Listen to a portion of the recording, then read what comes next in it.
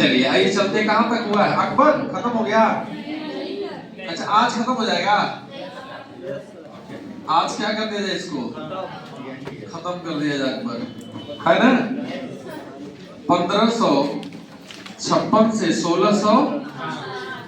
अरे 1 घंटे सवा घंटे 1.5 घंटे क्लास होती है तो लग रहा है कि 3 क्लास, लेकिन अगर आदमी पढ़ाए तो 3-4 घंटे में खत्म हो जाएगा। यही होता है ना। ठीक है, आइए आज हम लोग देखते हैं फिर अकबर के बारे में जो चीजें इंपॉर्टेंट थी इसकी भी बची हुई है। ठीक है, कहां तक हम लोग किए हैं अकबर में? कुछ लिखाए थे आपको ना? अच्छा तानसेन तक हो गया। चलिए हम लोगों ने चर्चा की थी अकबर के नवरत्न के बारे में, ये बता दिया हमने। देखिएगा जो सबसे इंपॉर्टेंट है अकबर की धार्मिक नीति। अकबर की धार्मिक नीति, यही धार्मिक नीति अकबर को महान शासक के रूप में स्थापित करती है। अकबर महान क्यों रहा? क्योंकि उसकी जो धार्मिक नीति थी वह सहिष्णुता वाली थी। उसने सामाजिक सुधार के फील्ड में भी बड़े अच्छे कार्य किए, जैसे सती प्रथा पे उसने रोक लगा दिया, इसने दास प्रथा पर भी रोक लगा दिया, इसने बाल विवाह कहा कि पुरुष की आयु 16 वर्ष हो और महिला की आयु 14 वर्ष हो तभी विवाह हो सकता है। विधवा विवाह को इसने सपोर्ट किया है। किसने किया है? अकबर ने। ये कुछ सामाजिक सुधार कार्यक्रम इसने अपनाए हैं, स्कीम चलाए। ठीक है, इसके साथ साथ अगर मैं बात करूं तो अकबर यानी मुगल सत्ता से पहले दिल्ली सल्तनत था। क्या था? दिल्ली सल्तनत। और दिल्ली सल्तनत के जो भी वंश हुए हैं, इस वंशों में खासकर अगर फिरोज शाह तुगलक के प्रारंभिक कार्यों को छोड़ दिया जाए तो कोई ऐसा शासक नहीं रहा है जो अपने धर्म के अलावा किसी धर्म के प्रति सहिष्णु रहा हो। क्लियर है? लेकिन जब मुगल सत्ता में आए हैं तो मुगल सत्ता में बाबर भी सहिष्णु रहा है। ऐसा नहीं रहा कि सुन्नी है तो सिया को उसने प्रमोट नहीं किया है, सिया वर्ग को दबाया है, ऐसा भी नहीं था, या हिंदुओं को भी दबाया, ऐसा भी नहीं था। हुमायूं भी थोड़ा बड़ा उदार था, लेकिन अकबर इन दोनों से ज्यादा उदार था। क्यों? पहली बात तो ये है, एक होता है नेचर, समझते हैं नेचर? नेचर का मतलब स्वभाव। स्वभाव को बदला नहीं जा सकता है। क्लियर है?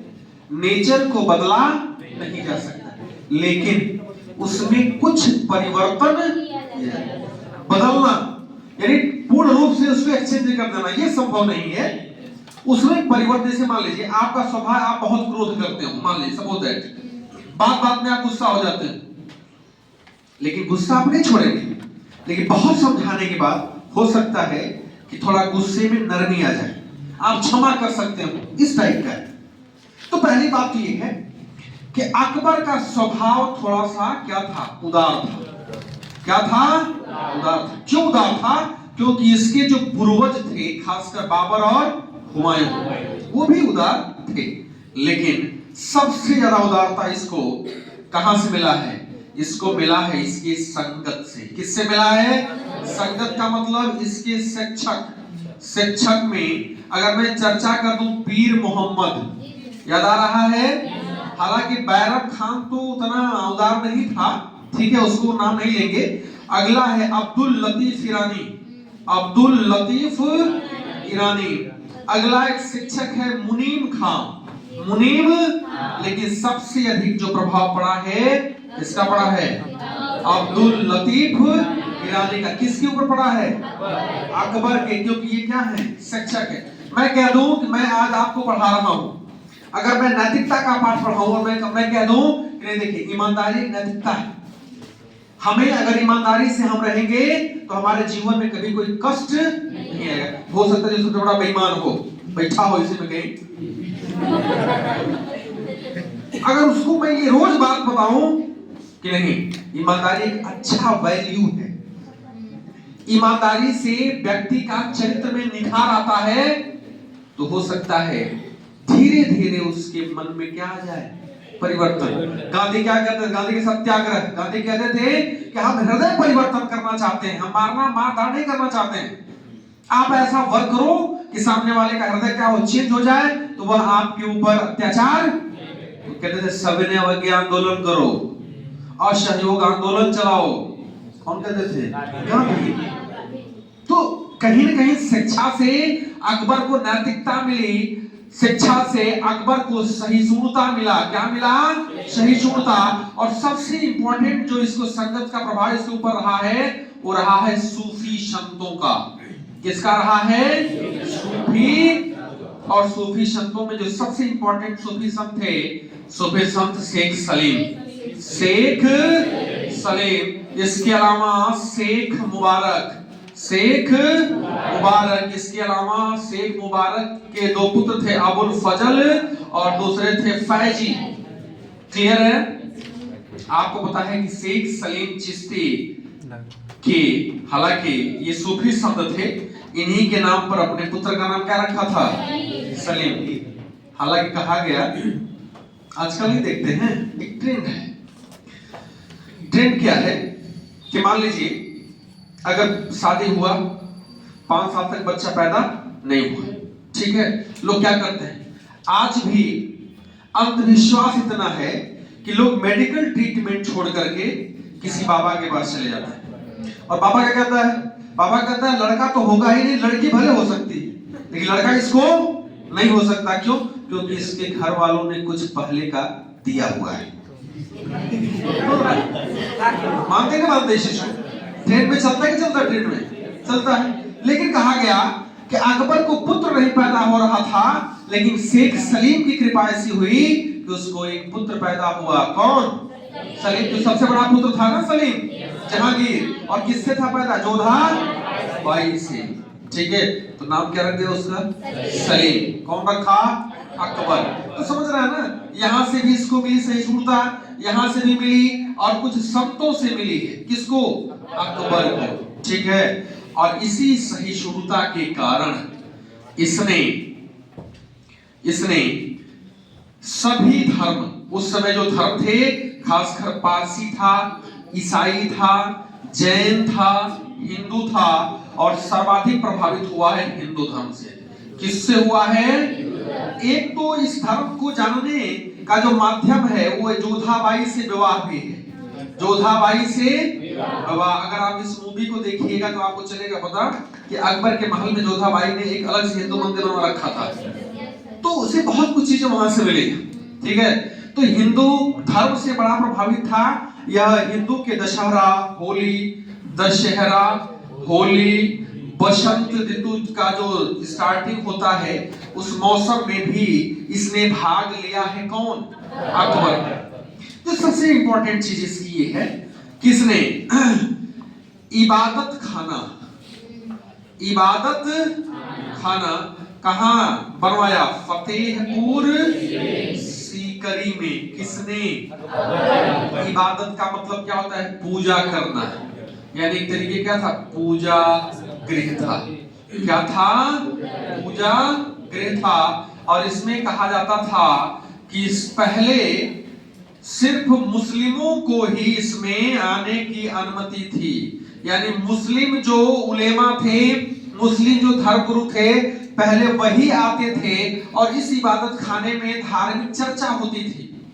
ठीक है, लेकिन जब इन उलेमाओं में भी विरोध होने लगा तो 1578 में अकबर ने कहा कि सभी धर्मों के जो धार्मिक गुरु हैं वो कहां आए? इबादत खाने में। और यहाँ आए और क्या करें? चर्चा करें, अपने धर्म के बारे में बताएं, हम आपके अपने धर्म के बारे में बताएंगे। तो जहां तर्क वितर्क होता है वहां से एक नया रास्ता निकलता है। क्लियर है? तो नहीं लग रहा आपको धीरे धीरे अकबर के अंदर धार्मिक ज्ञान बढ़ता चला जा रहा है ना? तो इबादत खाने की स्थापना 1575 में और 1578 में सभी धर्मों के लिए क्या कर दिया गया? और इसमें चर्चा प्रत्येक बृहस्पतिवार को शाम के समय ये तमाम जो धार्मिक गुरु हैं जुटते थे और आपस में धर्म के बारे में क्या करते थे। क्योंकि आज हमारे जीवन में जो हमारा धर्म है हर सेकंड लगता है। मानते हैं आप? कोई काम कर रहे हैं तो शुभ है या अशुभ है। कहीं जा रहे हैं उसके लिए भी आप शुभ या अशुभ है। नहा करके पूजा पाठ कर रहे हैं उसमें भी धर्म है, नहीं है? यानी आपके हर कार्यों में आपका धर्म झलकता है। इसलिए इसने कहा कि पहले धार्मिक मुद्दों पे चर्चा होनी चाहिए। इसलिए इसने क्या खोला? इबादत 1575 और 1578 में क्या कर दिया इसने? अब क्या हुआ? अब इसमें एक चैलेंज क्या आई, चुनौती क्या आया इबादत खाने में कि मान लीजिए यहां पे कोई धार्मिक विवाद पैदा हो जाए। क्या पैदा हो जाए? धार्मिक। मुस्लिम धर्मगुरु कहेंगे नहीं, हमारा धर्म सबसे ऊपर है। तो जब आप यहां पे कैटेगराइज कर देंगे, सबसे ऊपर मान लेंगे, तो और धर्म क्या हो जाएंगे? आपसे नीचे। तो धार्मिक समानता होगी? नहीं होगी।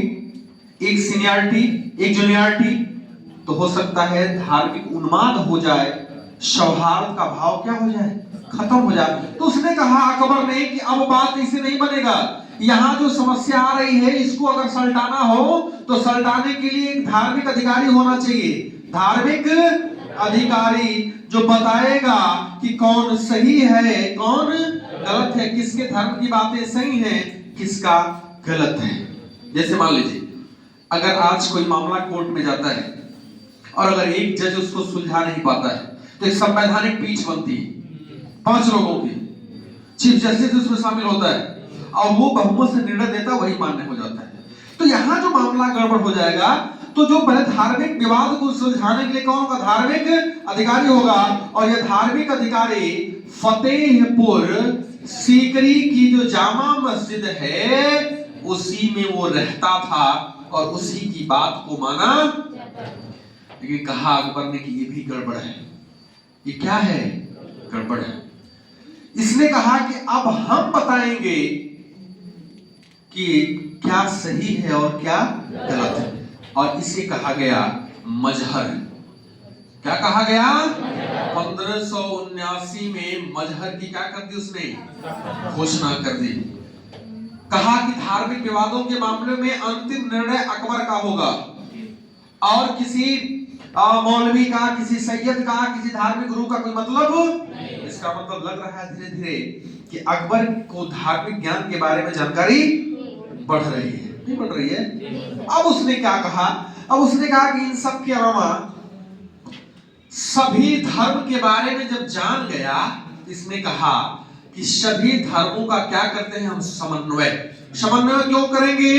क्योंकि हम चाहते हैं सुलह कुल चाहते हैं। सुलह कुल का सिद्धांत कहां से लाया है? सूफियों से लाया है। कहां से लाया है? और सुलह कुल का मतलब है कि सभी जगह भाईचारा का विकास होना चाहिए, चाहे वह किसी भी धर्म का हो। हमको धर्म से कोई मतलब नहीं। इसने कहा कि एक नया धर्म चला दो जिसमें सभी धर्मों की मूल बातें शामिल हों और उसका नाम रखा दीन ए इलाही। और ये टाइम है 1582। 1582। तो इसने कौन सा धर्म चलाया? नया धर्म है या समन्वयवादी धर्म है? ये इसमें सिर्फ इस्लाम की बातें होंगी या ईसाई की भी होंगी? सबकी होंगी। सबकी होंगी ना? तो धर्म कौन है भाई? दीन ए इलाही। दीन ए इलाही। दीन ए इलाही कब है? 1500 और 1583 में एक संबत चलाया है दीन ए इलाही संबत। किसने चलाया है? अकबर ने। किसने चलाया है? अब सबसे बड़ी बात क्या है कि जो दीन ए इलाही धर्म है इसमें लोग शामिल होंगे कि नहीं होंगे? होंगे ना? तो कहा गया कि आईने अकबरी में लिखा है कि 18 लोग इस धर्म में शामिल हुए थे। मात्र 18 लोग अकबर के काल में। क्लियर है? उसमें कहा गया कि इसका जो प्रधान पुरोहित था वो अबुल कौन था? अबुल। कहा कि प्रत्येक रविवार को इस धर्म के लोगों की क्या होती थी? बैठक। और बैठक में लोग क्या बनते थे? सदस्य। नए बनेंगे ना, तो कहा गया कि जो सदस्य बनना होगा जिसको, वह एक पगड़ी लेकर के जाएगा अकबर के सामने। अकबर बैठा रहेगा, वो क्या करेगा, क्या बनेगा, वो दीन इलाही धर्म का मेंबर बनेगा। वो जब जाएगा तो अपनी पगड़ी कहां रख देगा, अकबर के चरणों में। अकबर उस पगड़ी को उठाएगा, उसे उसके सर पे लगाएगा, इसके बाद गुरु मंत्र देगा। अब वो क्या बन गया, दीन इलाही धर्म का मेंबर। और यह प्रक्रिया प्रत्येक रविवार को की जाती थी। और दीन इलाही धर्म को जो मानता था उसके लिए कुछ शर्तें थी। कहा जाता था कि उसके पास संपत्ति नहीं रहेगी। अब भैया धार्मिक व्यक्ति हो गए ना, अब आपको सांसारिक भोग की क्या आवश्यकता है। आज आप नागा साधुओं को देख रहे थे, अभी एक कौन कुलकर्णी बन गई है, ममता कुलकर्णी महामंडलेश्वर बन गई है ना। यानी जो महामंडलेश्वर बनेगा, जो साधु बनेगा, जो धार्मिक विकास का काम करेगा, उसके लिए संपत्ति की क्या जरूरत है, उसे तो ईश्वर की आराधना करनी है। तो कहा है सब जमीन संपत्ति ये सब कुछ नहीं रहेगा जो इस धर्म को मानेगा। कहा कि जो इस धर्म को मानेगा उसे मांस का भक्षण भी नहीं करना होगा। सोचिए क्या तक की बातें किया है, किसने किया है, अकबर ने। अकबर ने कहा है कि जो इस धर्म को मानेगा, दीन इलाही धर्म को, वह संपत्ति नहीं रहेगा, मांस का भक्षण नहीं करेगा, अपने जन्मदिन के अवसर पर क्या करेगा, यह बंटवाएगा, क्या सामानों को बंटवाएगा, गरीबों में बंटवाएगा। ठीक है, ये बहुत सारी चीजें किसने कहा है, क्लियर है। दीन इलाही धर्म को बहुत सारे विद्वानों ने, इतिहासकारों ने बुद्धिमत्ता का नाम दिया है कि अकबर ने बुद्धिमत्तापूर्ण कार्य किया है। लेकिन स्मिथ ने कहा है कि यह जो दीन इलाही धर्म चलाया है अकबर ने ना, यह उसके बुद्धि का नहीं, मूर्ख का स्मारक है। मूर्खता का क्या है, स्मारक है। मात्र 18 लोग, और बिरबल एक ऐसा हिंदू व्यक्ति है जिसने अकेले ही इस धर्म को अपनाया था। भगवान दास और मान सिंह ने तो मना कर दिया था कि हम इसको अपनाएंगे नहीं। अकबर अपनाया था। अरे अकबर तो था ही, दीन इलाही धर्म का पुरोहित तो अकबर था ही। लेकिन होता है ना, जैसे मान लीजिए हमने कहा कि महामंडलेश्वर सबसे ऊपर है, उसके नीचे बहुत सारे लोग होंगे, तो अकबर तो प्रवर्तक है ही, चलाया है तो मानेगा ही मानेगा, ऐसा थोड़े। क्योंकि अकबर सहिष्णु है, तभी एक नया धर्म चलाया है, समन्वयवादी धर्म है, और उस धर्म को तो मानेगा ही मानेगा। अगर अकबर ही नहीं मानेगा तो क्या जरूरत है हमको उसको एक्सेप्ट करने की। क्लियर है, समझ रहे हैं ना। देखिए अकबर अकबर भले अंदर यानी अपने हृदय से सुन नहीं रहा हो, लेकिन बाहर से तो दिखाएगा ना, दिखाएगा। हम कह रहे कि अकबर ही अगर उस धर्म को न माने तो कोई उसको एक्सेप्ट करेगा, नहीं करेगा। ठीक है, तो कुल मिला के 18 लोग ही इस धर्म को अपना पाए, जिसमें हिंदू व्यक्ति के रूप में कौन था, बिरबल। और बिरबल को कवि प्रिय की उपाधि किसने दिया था, अकबर ने। किसको दिया था, बिरबल। और बिरबल का एक नाम था महेश दास। महेश, कहा गया कि यूसुफजाइयों के विद्रोह को दबाते समय उनकी क्या हो गई थी, हत्या। किसकी हो गई थी, बिरबल की। क्लियर है, धार्मिक समझ में आ गया आपको। ठीक है, इसके अलावा अगर आप बात करिएगा तो स्थापत्य के फील्ड में भी इसने बहुत सारे काम किए। जैसे कहा गया कि जोधाबाई का महल किसने बनवाया है, अकबर। दिल्ली में हुमायूं का मकबरा किसने बनवाया है, बुलंद दरवाजा किसने बनवाया है, फतेहपुर सीकरी नगर की स्थापना अकबर ने। फतेहपुर सीकरी में शाही महल की स्थापना अकबर ने। आगरे का लाल किला अकबर ने, लाहौर का किला अकबर ने, इलाहाबाद का किला। कुछ स्थापत्य के फील्ड में भी इसने कार्य किए। अब देखिएगा एक और इंपॉर्टेंट इसने काम किया है, वो है ट्रांसलेट डिपार्टमेंट, अनुवाद विभाग। कौन विभाग है, अनुवाद विभाग। ट्रांसलेशन डिपार्ट, अनुवाद विभाग। अनुवाद, सबसे बड़ी बात क्या है कि मुगलों की राज की भाषा थी फारसी। क्या थी, फारसी। जो धार्मिक ग्रंथ हुआ करते थे भारत के, वो मूलतः किसमें थे, संस्कृत में थे। ठीक है, संस्कृत में रहे होंगे, अशोक के काल में ब्राह्मण प्रचलित था, खरोष्टी था, अरामाइक था, लेकिन वो उनको समझ में नहीं आएगी, फारसी ज्यादा समझ में आएगी। ठीक है, तो जो तमाम जो कृतियां थी, इंपॉर्टेंट कृतियां, जैसे अगर मैं कह दूं रामायण, महाभारत, रामायण और तो प्रसिद्ध महाकाव्य है कि नहीं है? इसका भी ट्रांसलेट होगा किसमें? फारसी में। कौन करवाया है? अकबर ने। तो इसको फारसी में ट्रांसलेट किया है नकीब खां, अब्दुल कादिर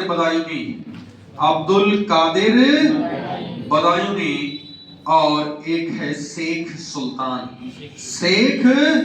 इन तीनों ने रामायण और महाभारत का क्या किया? ट्रांसलेट किया किसमें? फारसी में। और महाभारत को जब ट्रांसलेट करके उसका नाम रखा है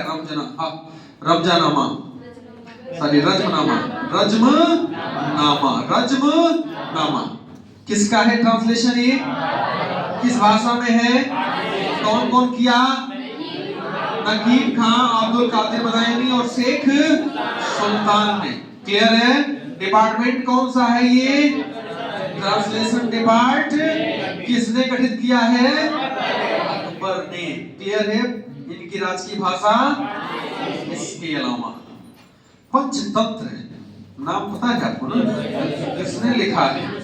विष्णु शर्मा ने। क्लियर है? पंचतंत्र का अबुल फजल ने ट्रांसलेट किया है। अबुल फजल ने फारसी में, और नाम रखा है अनवर ए सादात। ये सवाल पूछा जाता है, अनवर ए सादात। और इसी पंचतंत्र का मौलाना हुसैन फैजी ने जब ट्रांसलेट किया है, इसका नाम रखा है यार ए दानिश।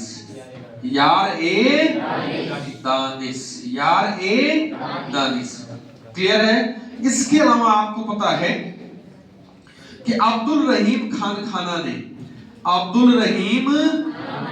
खाना ने तुज़के बाबर यानी बाबरनामा, तुर्की में था ना पहले, उसको ट्रांसलेट किया है किसमें? बाबरनामा को किसमें किया है? फारसी में। किसमें किया है? फारसी में। एक निजामुद्दीन नामक व्यक्ति है, निजामुद्दीन। इसने रामायण का जो परिशिष्ट भाग बचता है उसको योग वशिष्ठ कहा गया, और योग वशिष्ठ का भी इसने किसमें ट्रांसलेट किया है? फारसी में। किसमें किया है? एक है शरहदी नामक एक व्यक्ति है, इसने अथर्ववेद का ट्रांसलेशन फारसी में। किसमें किया है? फारसी में। फैजी ने, जो अबुल फजल का बड़ा भाई था, फैजी ने लीलावती का भी ट्रांसलेट किया है। किस भाषा में? फारसी में। और सूरदास की एक किताब है नल दमयंती, इसको भी ट्रांसलेट किया है फारसी में, और इसका नाम रखा है सहेली। नाम क्या रखा है इसका? ये सब काम किसने किया है? करवाया है। ठीक है, ट्रांसलेशन डिपार्टमेंट में बहुत सारी पुस्तकों का ट्रांसलेट किया गया है फारसी भाषा। क्लियर है? अब देखिएगा, यहां तक करने के बाद अकबर 1601 का समय है, इसका अंतिम अभियान है। कौन अभियान है? और अंतिम अभियान है असीरगढ़ का। असीरगढ़ साउथ इंडिया का पार्ट था, और असीरगढ़ के अभियान में असीरगढ़ का शासक था मीरन बहादुर। कौन था? मीरन बहादुर। अब देखिएगा यहां से कैसे दुर्दिन शुरू होता है किसका? अकबर का। इसका सबसे बड़ा पुत्र है सलीम। इसके दो पुत्र हैं मुराद और दानियाल। मुराद और दानियाल की अत्यधिक मदिरा पान कारण क्या हो जाएगी? मृत्यु हो जाएगी। अब देखिएगा 1556 से लेकर के 1605 लगभग 49-50 साल तक गद्दी पर कौन रहा है? बड़ा पुत्र सलीम। नहीं लग रहा है कि अकबर के आगे सलीम भी बूढ़ा हो जाएगा? नहीं हो जाएगा? तो अकबर का जो सबसे लंबा टाइम पीरियड रहा है, यह सलीम के मन में एक वेदना पैदा करता है कि जब तक पापा रहेंगे तब तक हमें गद्दी मिलने वाली नहीं। क्या हो जाएगा? सलीम विद्रोही बन जाएगा। क्या बन जाएगा? विद्रोही। 1599 में जब ये दक्षिण के अभियान पर निकलता है अकबर, खासकर खानदेश की राजधानी थी बुरहानपुर, और खानदेश को दक्षिण भारत का प्रवेश द्वार कहा जाता था। क्लियर है? खानदेश के लिए निकला, बरार के लिए निकला, अशीरगढ़ के लिए निकला। तो इसने क्या किया कि इसने सलीम से कहा कि मैं दक्षिण भारत जा रहा हूं विजिट करने के लिए, तुम्हें उत्तर भारत का समस्त राजपाट सौंप रहा हूं और तुम आगरा में रह करके क्या करो, शासन सत्ता को संभालो। लेकिन सलीम के मन में कुछ और चल रहा था, और जब पिताजी गए दक्षिण भारत तो सलीम आ गया आगरा से इलाहाबाद। कहां गया? और जब इलाहाबाद आ गया तो इलाहाबाद नाच गाने में बड़ा व्यस्त रहता है। कौन? सलीम। क्लियर है? इस बीच सलीम क्या करता है कि पहुंचता है बंगाल, और बंगाल के राजस्व से 30 लाख टंके का राजस्व अपने नाम कर लेता है, और अपने नाम करने के बाद विद्रोह खड़ा कर देता है। किसके खिलाफ? अकबर के खिलाफ। अपने अनुयायियों को महत्वपूर्ण पद देता है, और जब इस बात का चला पता अकबर को, अकबर कहां है? दक्षिण भारत में। अकबर बड़ा गुस्सा होता है और वह उसको समझाने का प्रयास करता है, लेकिन फिर भी सलीम मानने को तैयार नहीं था। इसी दक्षिण के अभियान में था अबुल फजल, और अबुल फजल को, चूंकि अब अकबर आगरा आ गया है और ये टाइम है 1602 का, अकबर जब आगरा आ गया है और देख रहा है कि हमारा एक पुत्र सलीम यह हमारी कोई सहायता नहीं कर रहा है, हमारे खिलाफ विद्रोही खड़ा कर रहा है, इसने अबुल फजल को दक्षिण से बुलाया।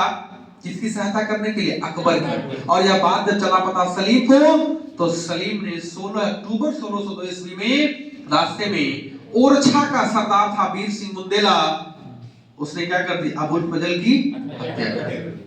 और कहा गया कि अकबर को जो सबसे बड़ा आघात लगा है वह अबुल फजल की हत्या का लगा है।